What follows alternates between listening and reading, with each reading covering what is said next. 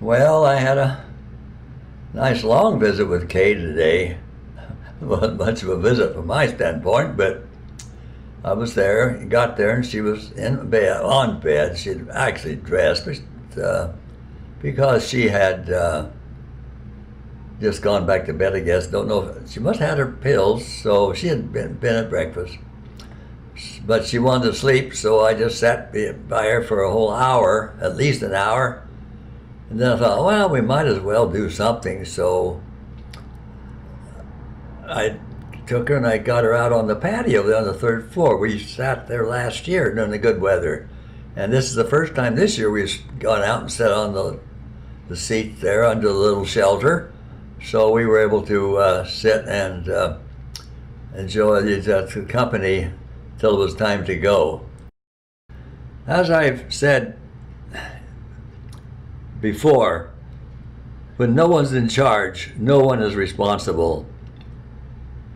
When I went back on this eye drops, I went back on it for one reason. When I went blind, which I will, even the manufacturer of the drop says there's no cure for glaucoma. I could then ask that doctor who told me when he prescribed them that you will not go blind. Well, I knew better and know better, and he knew better.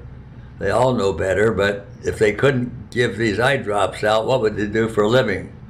Be a lot fewer ophthalmologists.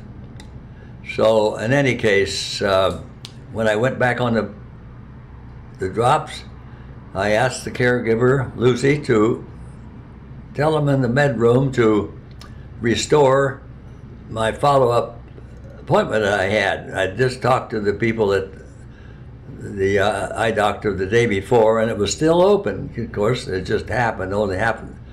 My decision only happened shortly. So, okay, so she left a message with him. A few days later, I asked her what happened. She said she didn't know because she just left the message. I hadn't heard back from him. Well, I was pretty sure nothing had happened because no one's actually in charge of that whole medical department. They used to have someone in charge, but now each little division, like pills and the nurses, they just soon stay out of every problem that goes on there. They want to stay out of it. They don't want to get involved. That way you don't make enemies. Anyway, so I had not heard back that had been an appointment made or restored, which was I know available. I knew it at the time, so I had to go back today, and certainly, no, they didn't know anything about it. I told them, look, you've got to have a system at this place. Well, this is a result of not having anyone responsible. So they're saving some money, but the quality of their service certainly goes down. I hate to spend this extra time on this blog today, but I just wanted to add. My new table partner here, he's an ex-GI too. He was in the Far East in the Air Force repairing engines. Anyway, his main problem is emphysema. And I told him in the discussion, I told him that I had stopped smoking 45 years ago, and he said, I wish I'd have stopped.